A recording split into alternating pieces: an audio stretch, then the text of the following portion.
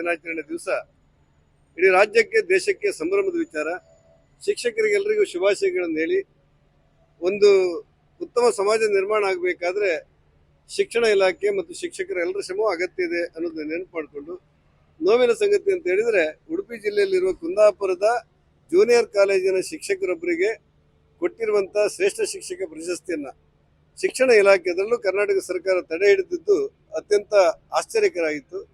ಅದನ್ನ ಏನಂತ ಅಧ್ಯಯನ ಮಾಡ್ತಾ ಹೋದ್ರೆ, ಕುಂದಾಪುರದಲ್ಲಿ ರಾಜ್ಯ ಸರ್ಕಾರದ ಆದೇಶವನ್ನ ಪಾಲಿಸಿದಂಥ ಪ್ರಕರಣದಲ್ಲಿ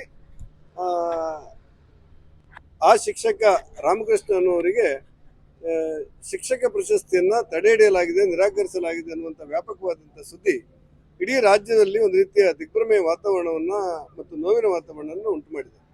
ನಾನು ಶಿಕ್ಷಣ ಇಲಾಖೆ ಸಚಿವರಿಗೆ ಮತ್ತು ಗೌರವಾನ್ವಿತ ಮುಖ್ಯಮಂತ್ರಿಗಳಾದ ಸಿದ್ದರಾಮಯ್ಯವರಿಗೆ ಕೇಳ್ತಾ ಇರುವುದು, ಆ ಹಿಜಾಬ್ ಪ್ರಕರಣದಲ್ಲಿ ಸಮವಸ್ತ್ರಕ್ಕೆ ಸಮಾನ ಸಮಾನ ಉಡುಪುಗಳಿಗೆ ಅವಕಾಶ ಕೊಡಬೇಕು ಅನ್ನುವಂಥ ಸರ್ಕಾರದ ಅಂದಿನ ಆದೇಶವನ್ನ ಸರ್ಕಾರಿ ಅಧಿಕಾರಿಯಾಗಿ ಶಿಕ್ಷಕರು ಪಾಲಿಸಿದ್ದಾರೆ. ಅದಕ್ಕೆ ಪೂರಕವಾಗಿ ಹೈಕೋರ್ಟ್ ಕೂಡ ಒಂದು ಆದೇಶವನ್ನು ಕೊಟ್ಟಿದೆ.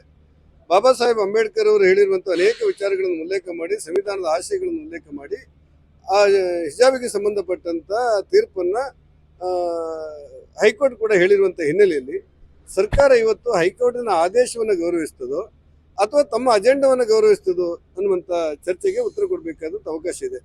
ಯಾವುದೇ ಕಾರಣಕ್ಕೂ ಕೂಡ ಶಿಕ್ಷಕರಿಗೆ ಕೊಟ್ಟಲ್ಪಟ್ಟಂತ ಈ ಪ್ರಶಸ್ತಿಯನ್ನ ನಿರಾಕರಣೆ ಮಾಡಿರುವುದು, ತಡೆ ಹಿಡಿಯುವುದು, ತಿರಸ್ಕರಿಸುವುದು ಸೇರಿದಂತೆ ಎಲ್ಲ ಘಟನೆಯೂ ಕೂಡ ಶಿಕ್ಷಕ ವೃಂದಕ್ಕೆ ಮತ್ತು ಶಿಕ್ಷಣಕ್ಕೆ ಮಾಡಿರುವಂಥ ಅಪಮಾನ ಅಂತ ನನಗನ್ಸುತ್ತೆ.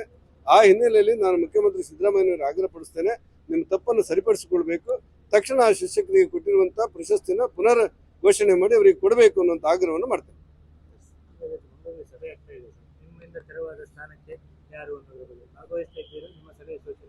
ಸಾಮಾನ್ಯವಾಗಿ ಬೊಮ್ಮಾಯಿ ಸಾಹೇಬರು, ಪ್ರೀತಮ್ ಗೌಡರು ಬಂದು ನಿಮ್ಮ ಅಭಿಪ್ರಾಯಗಳು ಏನು ಅಂತೇಳಿ ಕೇಳುವಂತ ಒಂದು ಸಂಪ್ರದಾಯ ಇವತ್ತಿದೆ ನಮ್ಮ ಪಾರ್ಟಿಯಲ್ಲಿ.